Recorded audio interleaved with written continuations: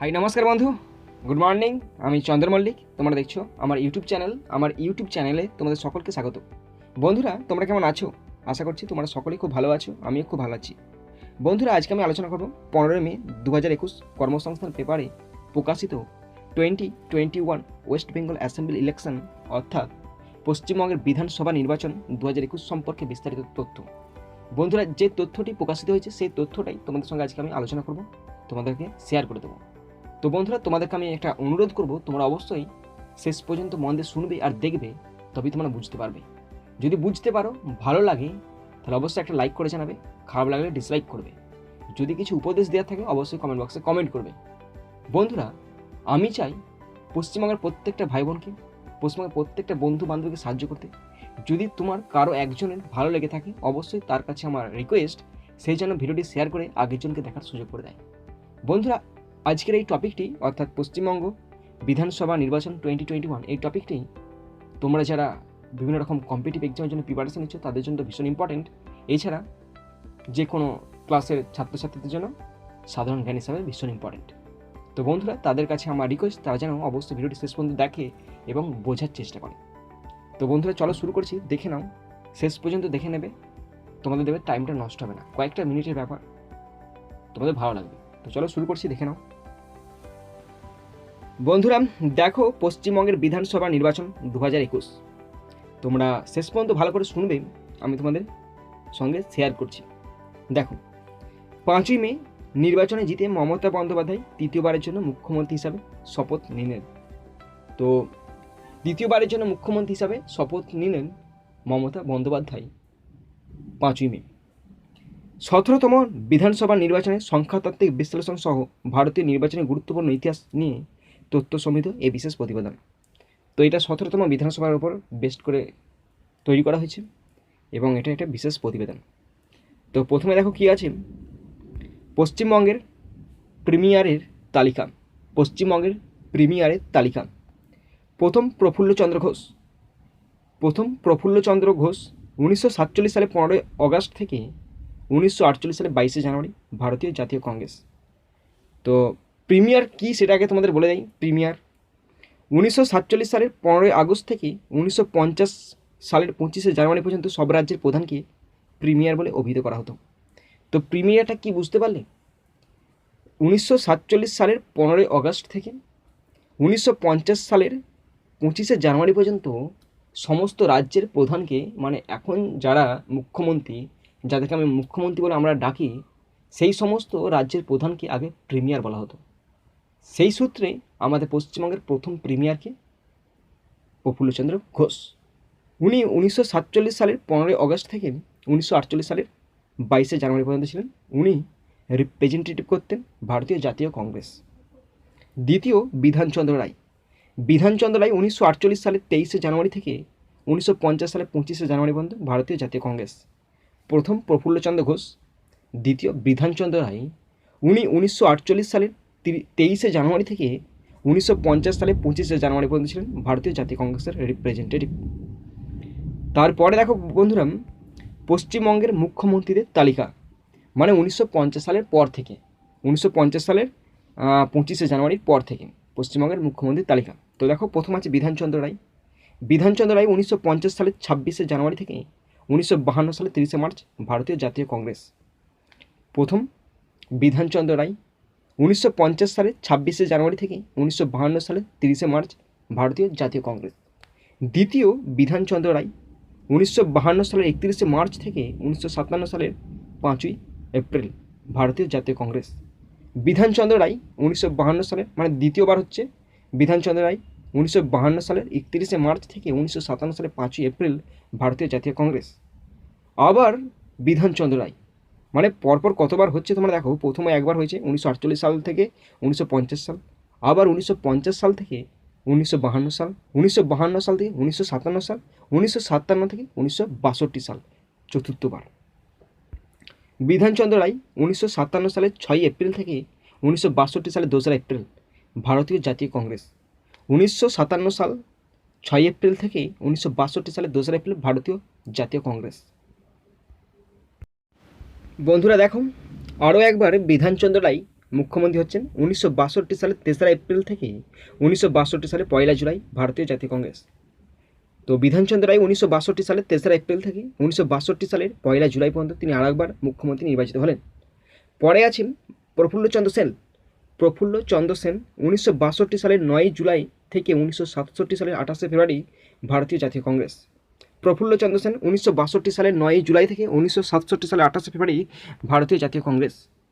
তারপরে আছে অজয় কুমার মুখোপাধ্যায়। 1967 সালের 1 মার্চ থেকে 1967 সালের 21 November Bangla Congress United front. Ajay Kumar Mukhopadhyay 1967 সালের 1 মার্চ থেকে 1967 সালের 21 নভেম্বর বাংলা কংগ্রেস অর্থাৎ ইউনাইটেড ফ্রন্ট। পরে আবার আছে প্রফুল্লচন্দ্র ঘোষ। প্রফুল্লচন্দ্র ঘোষ 1967 সালের 21 নভেম্বর থেকে 1968 সালে 19 ফেব্রুয়ারি স্বাধীন উন্নয়নশীল গণতান্ত্রিক জোট। প্রফুল্লচন্দ্র ঘোষ 1967 সালের 21 নভেম্বর থেকে 1968 সালের 19 ফেব্রুয়ারি স্বাধীন উন্নয়নশীল গণতান্ত্রিক জোট। তারপরে রাষ্ট্রপতি শাসন করছে 1968 সালে 20 ফেব্রুয়ারি থেকে 1969 সালের 25 ফেব্রুয়ারি পর্যন্ত রাষ্ট্রপতি শাসন। তো প্রথম রাষ্ট্রপতি শাসন করছে কবে? 1968 সালের 20 ফেব্রুয়ারি থেকে 1969 সালে 25 ফেব্রুয়ারি পর্যন্ত রাষ্ট্রপতি প্রথম শাসন করছে। তারপরে আবার অজয় কুমার মুখোপাধ্যায় 1969 সালে 25 ফেব্রুয়ারি থেকে 1970 সালের 16 March Bangla Congress United front. Ajay Kumar Mukhopadhyay আবার নির্বাচিত হয়েছেন 1969 সালের 25 ফেব্রুয়ারি থেকে 1970 সালের 16 March Bangla Congress United front. তারপরে আবার রাষ্ট্রপতি শাসন করছে 1970 সালে 19 মার্চ থেকে 1970 সালের 30 জুলাই। 1970 সালের 19 মার্চ থেকে 30 জুলাই পর্যন্ত রাষ্ট্রপতি পুনরায় শাসন করছে। আরও একবার শাসন করছে রাষ্ট্রপতি শাসন 1970 সালের 30 জুলাই থেকে 1971 সালের 2রা এপ্রিল রাষ্ট্রপতি শাসন করছে। 1970 সালের 30 জুলাই থেকে 1971 সালের 2রা এপ্রিল পর্যন্ত রাষ্ট্রপতি শাসন করছে। পরে আছে অজয় কুমার মুখোপাধ্যায় 1971 সালের 2রা এপ্রিল থেকে 1971 সালের 28 জুন বাংলা কংগ্রেস ডেমোক্রেটিক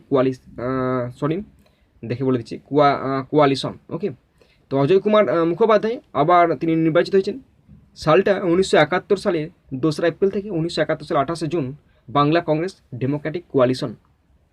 পরে রাষ্ট্রপতি আবার শাসন করছে 1971 সালের 29 জুন থেকে 1972 সালের 20 মার্চ। রাষ্ট্রপতি আবার শাসন করছে 1971 সালের 29 জুন থেকে 1972 সালে 20 মার্চ।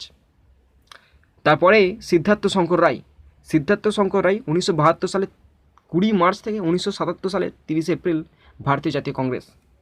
সিদ্ধার্থ শঙ্কর রায় 1972 সালের 20 মার্চ থেকে 1977 সালের 30 এপ্রিল ভারতীয় জাতীয় কংগ্রেস।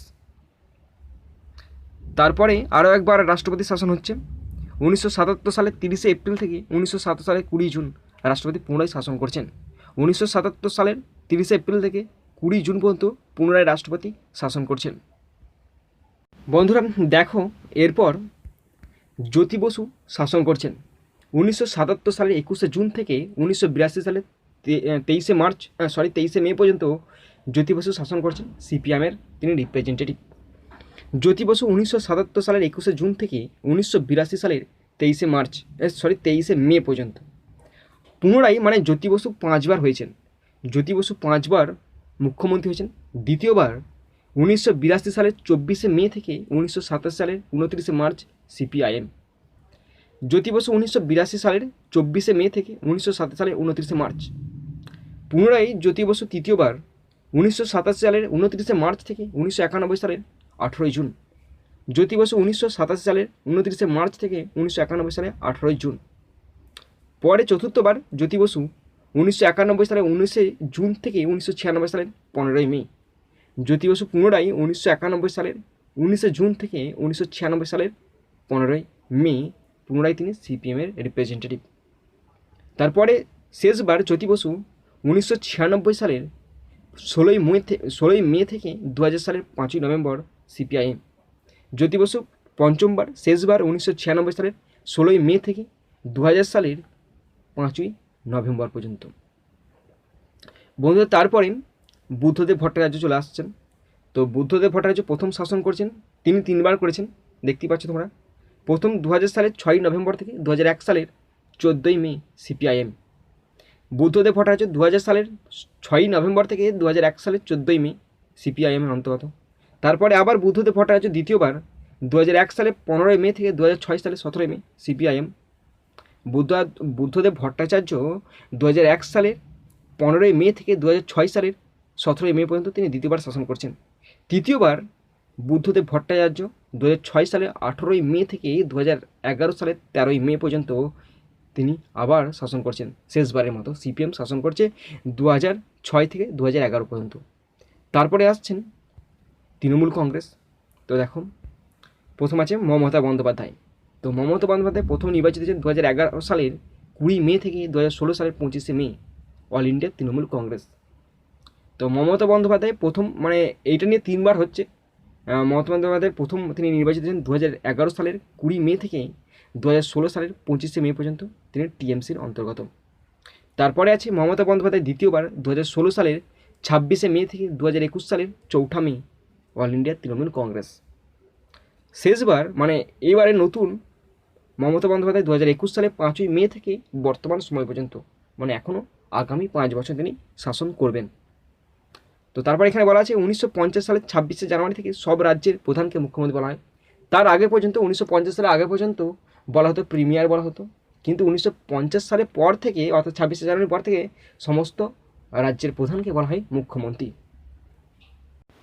বন্ধুরা দেখো, এরপরেতে বিধানসভা নির্বাচন সম্পর্কিত বেশ কিছু ইম্পর্টেন্ট তথ্য দেওয়া আছে, সেগুলো তোমার সঙ্গে শেয়ার করছি। প্রথম আছে 26 ফেব্রুয়ারি পশ্চিমবঙ্গ সহ 4টি রাজ্য, অসম, তামিলনাড়ু, কেরালা ও একটি কেন্দ্রশাসিত অঞ্চলের, মানে হচ্ছে পুদুচেরি, বিধানসভা নির্বাচনের সূচি প্রকাশ করে নির্বাচন কমিশন। তো নির্বাচন কমিশন 26 ফেব্রুয়ারি পশ্চিমবঙ্গ সহ 3টি রাজ্য এবং একটি কেন্দ্রশাসিত অঞ্চল, রাজ্য 3টি অসম, তামিলনাড়ু, কেরালা এবং একটি কেন্দ্রশাসিত অঞ্চল পুদুচেরি, বিধানসভা নির্বাচনের সূচি প্রকাশ করে নির্বাচন কমিশন। এবছর এটি 17তম বিধানসভা নির্বাচন। বিধানসভা নির্বাচন মোট 8 দফায় চলে এবছরের বিধানসভা নির্বাচন, আর এবছরের নির্বাচনটা 8 দফায় হয়েছে। তো দেখো, এরপরে ভীষণ ইম্পর্টেন্ট একটা তথ্য দেওয়া আছে। এবছর বিধানসভা নির্বাচনে মোট 7,94,94,980 জন ভোটার ভোট দিয়েছেন, আর এবছর ভোট দিয়েছেন 7,32,94,980 জন। এর মধ্যে পুরুষ ভোটার 3,73,66,306 জন। এর মধ্যে পুরুষের সংখ্যা 3,73,66,306 জন, আর মহিলা ভোটার সংখ্যা 3,59,27,084 জন। তৃতীয় লিঙ্গের ভোটার 1,430 জন। এছাড়াও পরিষেবা ভোটার ছিলেন 1,12,642 জন। তো তোমরা দেখতে পেলে পরিসংখ্যানটা এবছর কত মোট ভোটার ছিল, তার মধ্যে পুরুষ, স্ত্রী, তৃতীয় লিঙ্গ এবং পরিষেবা ভোটার কত ছিল তোমরা দেখতে পেলে। তারপরে পয়েন্ট আছে পশ্চিমবঙ্গের মোট 23টি জেলায় বিধানসভার আসন সংখ্যা 294টা। পশ্চিমবঙ্গের বিধানসভা আসন 294টা। 292টি আসন নির্বাচন হয়েছে। 292টি আসন নির্বাচন হয়েছে। 2টি আসনের নির্বাচন স্থগিত রাখা হয়েছে। এর মধ্যে 68টি আসন তফসিলি জাতি এবং 16টি আসন তফসিলি উপজাতিদের মধ্যে সংরক্ষিত। তো পশ্চিমবঙ্গের আমাদের রাজ্যে মোট 23টা জেলা আছে। সেখানে বিধানসভার মোট আসন 294টা। তার মধ্যে 292টি আসনে ভোট হয়েছে, 2টো ভোটে স্থগিত রাখা হয়েছে। এর মধ্যে 68টি আসন হচ্ছে তফসিল জাতি, 16টি আসন তফসিল উপজাতিদের মধ্যে সংরক্ষিত। তারপরে দেখো কি বলা আছে, মুর্শিদাবাদের শামশেরগঞ্জ জঙ্গিপুর আসনে সংযুক্ত মোর্চার 2 প্রার্থী মারা যাওয়ায় আগামী 16 মে এই 2 কেন্দ্রে ভোট গণনা হবে 19 মে। আর যে 2টি কেন্দ্রে ভোট গ্রহণ বাকি ছিল সেগুলো হচ্ছে মুর্শিদাবাদের শামশেরগঞ্জ ও জঙ্গিপুর। এখানে ভোট হবে 16 মে এবং গণনা হবে 19 মে। 27 মার্চ থেকে 27 মার্চ থেকে ভোট শুরু হয়েছিল, একদম 29 এপ্রিল পর্যন্ত এই নির্বাচন প্রক্রিয়া চলেছে। 27 মার্চ থেকে শুরু হয়ে 29 এপ্রিল পর্যন্ত এই নির্বাচন প্রক্রিয়া চলেছে। 27 মার্চ শনিবার প্রথম দফায় নির্বাচন হয় মোট 30টি আসনের জন্য। এই সব জেলায় পশ্চিম মেদিনীপুর পার্ট 1, পূর্ব মেদিনীপুর পার্ট 1, বাঁকুড়া, ঝাড়গ্রাম, পুরুলিয়া। এই দফায় মোট ভোটার সংখ্যা 73,80,942 জন। ভোট কেন্দ্রের সংখ্যা 10,288 জন। এই দফায় মোট 10,288টি ব্যালট ইউনিট, 10,288টি কন্ট্রোল ইউনিট, 10,288টি ভিভি প্যাট ব্যবহার করা হয়। বন্ধুরা দেখো, এরপরে আছে 1 এপ্রিল, বৃহস্পতিবার দ্বিতীয় দফা নির্বাচন হয় মোট 30টি আসনের জন্য। এই সব জেলায় দক্ষিণ 24 পরগনা পার্ট 1, বাঁকুড়া পার্ট 2, পশ্চিম মেদিনীপুর পার্ট 2, পূর্ব মেদিনীপুর। এই দফায় মোট ভোটার সংখ্যা 75,94,549 জন। ভোট কেন্দ্রের সংখ্যা 10,592। এই দফায় মোট 10,620টি ব্যালট ইউনিট, 10,620টি কন্ট্রোল ইউনিট ও 10,620টি ভিভি প্যাট ব্যবহার করা হয়। নগদ টাকা, মদ ও মাদক দ্রব্যের চোরাচালান রোধে 1,137টি ফ্লাইং স্কোয়াড, 1,012টি স্ট্যাটিক সার্ভিলেন্স টিম মোতায়েন করা হয়। কলকাতা, অন্ডাল ও বাগডোগরায় আইটি বিভাগের 3টি এয়ার ইন্টেলিজেন্স ইউনিট স্থাপন করা হয়। এরপরে আছে 6 এপ্রিল। 6 এপ্রিল মঙ্গলবার তৃতীয় দফা নির্বাচন হয় মোট 31টি আসনের মধ্যে জন্য। এইসব জেলায় হাওড়া, হুগলি ও দক্ষিণ 24 পরগনা। এই দফায় মোট ভোটার সংখ্যা 78,52,425। ভোট কেন্দ্রের সংখ্যা 10,871টি। এই দফায় 64,083 জন শারীরিক প্রতিবন্ধী ভোটার ও 1,26,177 জন 80 বছরের বেশি বয়সী ভোটার ছিলেন।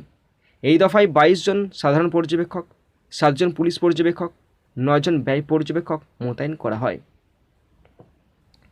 এরপর আছে 10 এপ্রিল, শনিবার চতুর্থ দফা নির্বাচন হয় মোট 44টি আসনের জন্য। এইসব জেলায় হাওড়া পার্ট 2, দক্ষিণ 24 পরগনা পার্ট 3, হুগলি পার্ট 2, আলিপুরদুয়ার 5টি নির্বাচনী এলাকা, কোচবিহার 9টি নির্বাচনী এলাকা। এই দফায় মোট ভোটার দেখো 1,15,81,022। এই দফায় 50,523 জন শারীরিক প্রতিবন্ধী ভোটার ও 2,03,927 জন 80 বছরের বেশি বয়সী ভোটার ছিলেন। বন্ধুরা দেখো, এরপর আছে 17 এপ্রিল, শনিবার পঞ্চম দফা নির্বাচন হয় মোট 45টি আসনের জন্য। এইসব জেলায় নদিয়া পার্ট 1, বর্ধমান পার্ট 1, দার্জিলিং ও জলপাইগুড়ি। এই দফায় মোট ভোটার 1,13,47,344। এই দফায় 60,198 জন শারীরিক প্রতিবন্ধী ভোটার, 1,79,634 জন 80 বছরের বেশি বয়সী ভোটার ছিলেন। এরপর 22 এপ্রিল, বৃহস্পতিবার ষষ্ঠ দফা নির্বাচন হয় মোট 43টি আসনের জন্য। এইসব জেলায় উত্তর 24 পরগনা পার্ট 2, পূর্ব বর্ধমান পার্ট 2, নদিয়া পার্ট 3 ও উত্তর দিনাজপুর। এই দফায় মোট ভোটার ছিলেন 1,03,87,791 জন। এই দফায় 64,266 জন শারীরিক প্রতিবন্ধী ভোটার ও 1,57,290 জন 80 বছরের বেশি ভোটার ছিলেন। এরপরে আছে 26 এপ্রিল, সোমবার সপ্তম দফা নির্বাচন হয় মোট 36টি আসনের জন্য। এইসব জেলায় দক্ষিণ দিনাজপুর, কলকাতা, দক্ষিণ মালদহ পার্ট 1, মুর্শিদাবাদ পার্ট 1 ও পশ্চিম বর্ধমান। এই দফায় মোট ভোটার ছিলেন 81,88,907 জন। এরপর আছে 29 এপ্রিল, অষ্টম দফা। বৃহস্পতিবার অষ্টম দফা নির্বাচন হয় মোট 35টি আসনের জন্য। এইসব জেলায় মালদহ পার্ট 2, বীরভূম, মুর্শিদাবাদ ও কলকাতা উত্তর। এই দফায় মোট ভোটার 84,77,728। বন্ধুরা দেখো, এরপরে আছে এই নির্বাচনে মূলত 3টি জোটের মধ্যে প্রতিদ্বন্দ্বিতা হয়। প্রথম জোট হলো সর্বভারতীয় তৃণমূল কংগ্রেস ও গোর্খা জনমুক্তি মোর্চাকে নিয়ে তৃণমূল কংগ্রেস জোট। দ্বিতীয় জোট হলো সংযুক্ত মোর্চা। এর মধ্যে রয়েছে communist Party of India marks বা CPIM, all India forward block, revolutionary socialist party, communist Party of India, Marxist forward block, ভারতের জাতীয় কংগ্রেস ও রাষ্ট্রীয় সেকুলার মজলিস পার্টি। তৃতীয় জোট হলো ভারতীয় জনতা দল ও অল ঝাড়খণ্ড স্টুডেন্টস ইউনিয়ন। এছাড়া অন্যান্য দলগুলি হলো Socialist Unit Centre of India Communist, Janata Dal United, Communist Party of India Marxist Leninist. Liberation Communist Party of India Marxist অথবা মার্কসিস্ট লেনিনিস্ট। তারপরে আছে Red Star All India Majlis Ittehadul Muslimeen Bahujan Samajwadi Party National People Party. 292টি আসনে মোট প্রার্থী সংখ্যা 2132 জন। 292টি আসনে মোট প্রার্থী সংখ্যা 2132 জন। বিশ্বব্যাপী কোভিড-19 মহামারীর কারণে এবছরের নির্বাচনে স্বাস্থ্য সম্পর্কিত নির্দেশিকা জারি করে ভারতীয় নির্বাচন কমিশন। এই নির্দেশিকাগুলির মধ্যে ছিল মাস্ক ব্যবহার, পোলিং বুথ স্যানিটাইজেশন, ভোট কেন্দ্র প্রবেশের আগে থার্মাল স্ক্যানার ব্যবহার ও সামাজিক দূরত্ব বজায় রাখা। প্রতিটি ভোট কেন্দ্রে সর্বাধিক ভোটার সংখ্যা 1500 থেকে কমিয়ে 1000 করা হয়। 2019 সালের লোকসভা নির্বাচনে 78,903টি বুথকে বাড়িয়ে 1,01,790টি বুথ করা হয়েছে। হিংস্রতা, হুমকি ও খুনের মতো ঘটনা এড়াতে ভারতীয় নির্বাচন কমিশন ও স্বরাষ্ট্র মন্ত্রকের নির্দেশ অনুযায়ী কেন্দ্রীয় বাহিনীর 12টি সংস্থাকে 20 ফেব্রুয়ারি থেকে এই রাজ্যে মোতায়েন করা হয়। বয়স্ক ব্যক্তি ও বিশেষভাবে সক্ষম ভোটারদের সুবিধার কথা ভেবে এবছরই রাজ্যে প্রথম পোস্টাল ব্যালট চালু হয়েছে। এই জন্য বুথ লেভেল অফিসাররা ওই ভোটারদের বাড়ি বাড়ি গিয়ে পোস্টাল ব্যালটের সুযোগ নেওয়ার আবেদনপত্র বা 12D ফর্ম পৌঁছে দেন। বন্ধুরা দেখো, এরপরে আছে রেল, মেট্রো, ডাক বিভাগ, দূরদর্শন, বিমান ও জাহাজ পরিবহনের কর্মী কমিশনে অনুমোদিত সাংবাদিকরা এবছর পোস্টাল ব্যালটে ভোট দেওয়ার সুবিধা পেয়েছেন। নির্বাচনের ফল প্রকাশিত হয় 2রা মে রবিবার। নির্বাচনে জিতে 5ই মে তৃতীয়বারের জন্য পশ্চিমবঙ্গের মুখ্যমন্ত্রী হিসাবে শপথ নেন মমতা বন্দ্যোপাধ্যায়। এই নির্বাচনে সবচেয়ে বেশি ব্যবধানে জয় পেয়েছেন সুজাপুর কেন্দ্রের প্রার্থী মোহাম্মদ আব্দুল গনি, ব্যবধান 1,30,163 ভোটের। ও সবচেয়ে কম ব্যবধানে জয় পেয়েছেন দিনহাটা কেন্দ্রের প্রার্থী নিশীথ প্রামাণিক, ব্যবধান 57 ভোটের। তো বন্ধুরা দেখো, এরপরে আছে নির্বাচনের ফলাফল। দল 2021 সালে কী হয়েছিল আর 2021 সালে কী হলো আর 2016 সালে কী হয়েছিল। তৃণমূল ভোট পেয়েছে 2021 সালে 214টা আর 2016 সালে 211টা ভোট পেয়েছিল।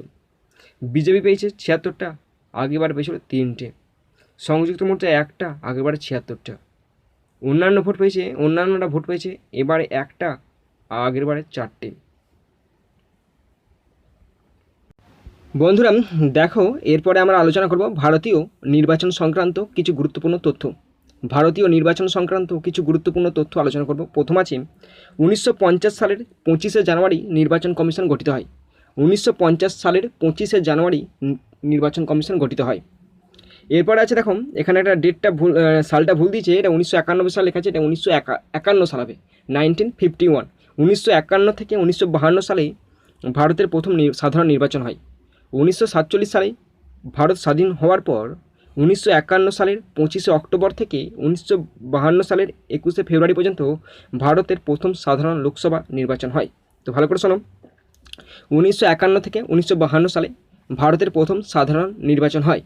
1947 সালে ভারত স্বাধীন হওয়ার পর 1951 সালের 25শে অক্টোবর থেকে 1952 সালের 21শে ফেব্রুয়ারি পর্যন্ত ভারতের প্রথম সাধারণ লোকসভা নির্বাচন হয়। তারপরে পয়েন্ট দেখো কি বলা আছে, 2011 সাল থেকে প্রতি বছর 25শে জানুয়ারি দিনটিকে জাতীয় ভোটার দিবস হিসেবে পালন করা হচ্ছে।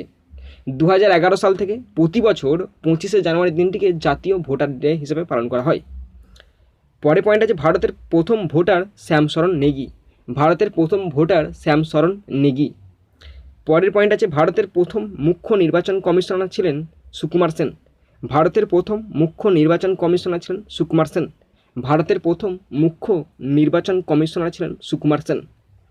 পরের পয়েন্ট আছে ভারতের প্রথম মহিলা মুখ্য নির্বাচন কমিশনার VS রমাদেবী।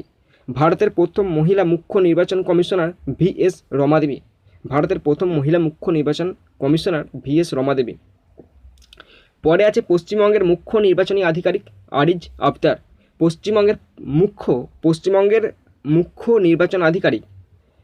আরিজ আফতাব। এরপরে আছে এই বছর ভোটের মধ্যেই নির্বাচন কমিশনার বদল হয়।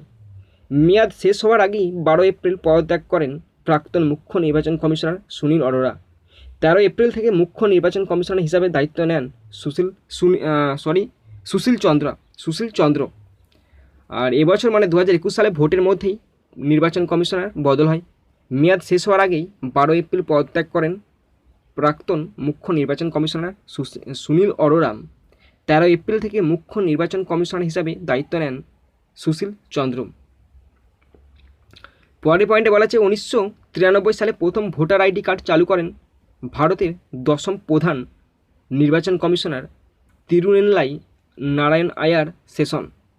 1993 সালে প্রথম ভোটার আইডি কার্ড চালু করেন ভারতের 10ম প্রধান নির্বাচন কমিশনার তিরুনেললাই নারায়ণ আয়ার সেশন।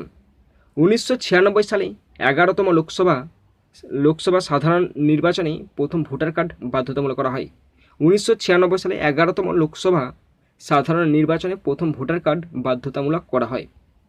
এর পরে পয়েন্ট আছে 1980 সালে এমবি হানিফা প্রথম ইলেকট্রনিক ভোটিং মেশিন অর্থাৎ ইভিএম তৈরি করেন। 1982 সালে প্রথমবার এটি পরীক্ষামূলক পদ্ধতি হিসাবে কেরলের পাড়াভুর উত্তর কেন্দ্রের উপনির্বাচনে 50টি বুথে চালু করা হয়। তারপর 1989 সালে দুটি রাষ্ট্রায়ত্ত সংস্থা বিইএল ও ইসিআইএল এর সঙ্গে যৌথ উদ্যোগে ভারতের নির্বাচন কমিশন দেশের ভোটিং পদ্ধতিতে এটি অন্তর্ভুক্ত করে, যা এখন ভারতীয় নির্বাচনের একটি অবিচ্ছেদ্য অঙ্গ হিসেবে বিবেচিত। 1980 সালে এমবি হানিফা প্রথম ইলেকট্রনিক ভোটিং মেশিন অর্থাৎ ইভিএম তৈরি করেন। 1982 সালে প্রথমবার এটি পরীক্ষামূলক পদ্ধতি হিসাবে কেরলের পাড়াভুর উত্তর দিয়ে আছে কেন্দ্রের উপনির্বাচনে 50টি বুথে চালু করা হয়। তারপর 1989 সালে দুটি রাষ্ট্রায়ত্ত সংস্থা বিইএল ও ইসিআইএল এর সঙ্গে যৌথ উদ্যোগে ভারতের নির্বাচন কমিশন দেশের ভোটিং পদ্ধতিতে এটি অন্তর্ভুক্ত করে, যা এখন ভারতীয় নির্বাচনের একটি অবিচ্ছেদ্য অঙ্গ হিসেবে বিবেচিত। এরপরে দেখো কী বলা আছে, একটি ইভিএম সর্বোচ্চ 2000 পর্যন্ত ভোট রেকর্ড করতে পারে। একটি ইভিএম সর্বোচ্চ 2000 পর্যন্ত ভোট রেকর্ড করতে পারে। তারপরে পয়েন্ট, ভীষণ ইম্পর্টেন্ট পয়েন্ট একটা বলা আছে 1952 সালে প্রথমবার লোকসভা নির্বাচনের জন্য খরচ হয় মোট 10.45 কোটি টাকা। প্রথমবার খরচ হয়েছিল 1952 সালে ভোট হয়েছিল, লোকসভা নির্বাচন হয়েছিল, তখন খরচ ছিল 10.45 কোটি টাকা, যেখানে মোট ভোটার ছিল 17,32,12,343 জন, অর্থাৎ ভোটার প্রতি খরচ ছিল 60 পয়সা মানে 0.60 টাকা, যা 2019 সালের সাধারণ নির্বাচন বেড়ে হয় 6500 কোটি টাকা মানে 6500 কোটি টাকা হয়, যেখানে ভোটার সংখ্যা ছিল 90 কোটি, অর্থাৎ ভোটার প্রতি খরচ ছিল 72 টাকা। 1952 সালে প্রথমবার লোকসভা নির্বাচনের জন্য খরচ হয় 10.45 কোটি টাকা, যেখানে মোট ভোটার ছিল 17,32,12,343 জন, অর্থাৎ ভোটার প্রতি খরচ ছিল 0.60 টাকা, যা 2019 সালের সাধারণ নির্বাচনে বেড়ে হয় 6500 কোটি টাকা, যেখানে ভোটার সংখ্যা ছিল 90 কোটি, অর্থাৎ ভোটার প্রতি খরচ ছিল 72 টাকা। পরের পয়েন্টে বলা আছে গুজরাতের গির অরণ্যের বানেজের ভোট কেন্দ্রের একমাত্র ভোটার ছিলেন প্রয়াত পুরোহিত মহন্ত ভারতদাস দর্শন দাস, 69 বছর বয়স। তার জন্য নির্বাচন কমিশন বিগত 2 দশক ধরে প্রতিটি বড় নির্বাচনের সময় গির অরণ্যের মধ্যে ভোট কেন্দ্র স্থাপন করে আসছিল। গুজরাতের গির অরণ্যের বানেজের ভোট কেন্দ্রের একমাত্র ভোটার ছিলেন প্রয়াত পুরোহিত মহন্ত ভারতদাস দর্শন দাস, 69 বছর বয়স। তার জন্য নির্বাচন কমিশন বিগত 2 দশক ধরে প্রতিটি বড় নির্বাচনের সময় গির অরণ্যের মধ্যে ভোট কেন্দ্র স্থাপন করে আসছিল। এরপরে ভীষণ ইম্পর্টেন্ট তথ্য দিয়ে আছে একটা, দেখো নোটা মানে হচ্ছে নান অফ দ্য অ্যাবাব। দেখবে তোমরা ইভিএমের মেশিনের সব শেষে থাকে নোটা।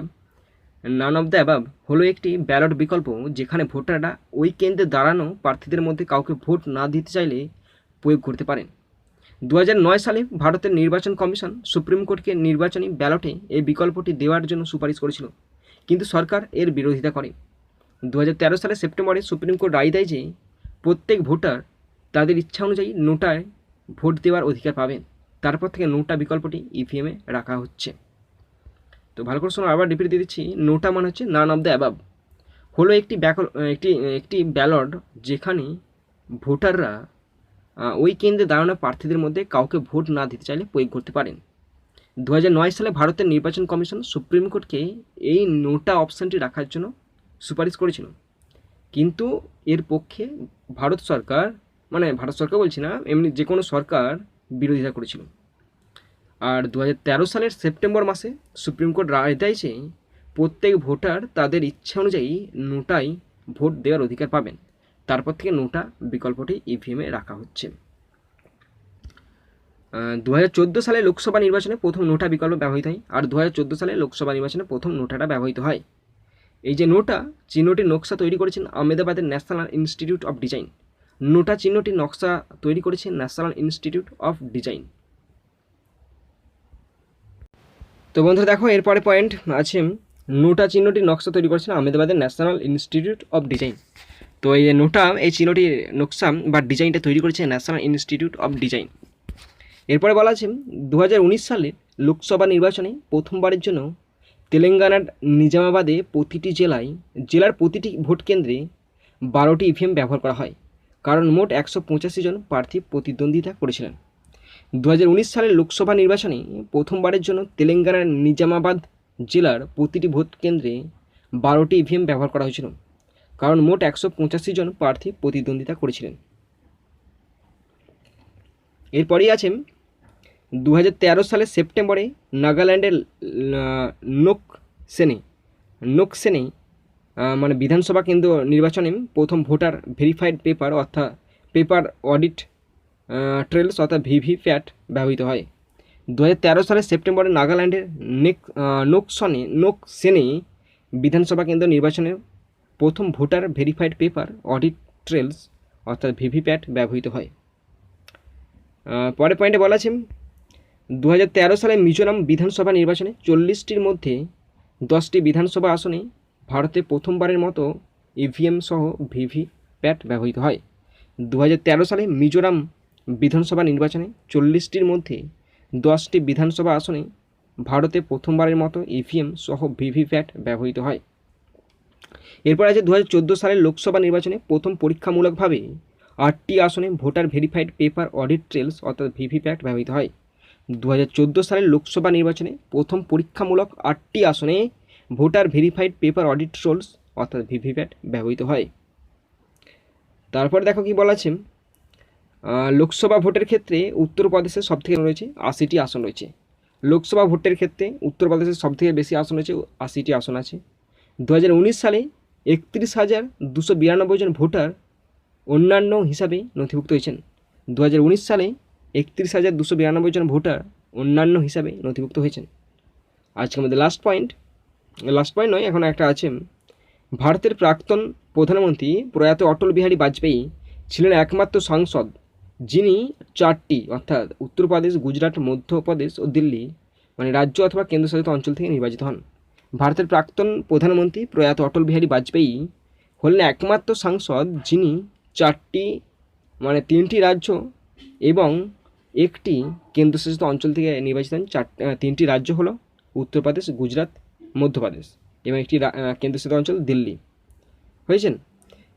এবার দেখো লাস্ট বলা আছে 1957 সালে নজির গড়ে লোকসভায় 42 জন স্বতন্ত্র সদস্য নির্বাচিত হন। 1957 সালে নজির গড়ে লোকসভায় 42 জন স্বতন্ত্র সদস্য নির্বাচিত হন। তো বন্ধুরা, আশা করি তোমরা সকলে শেষ পর্যন্ত দেখেছো।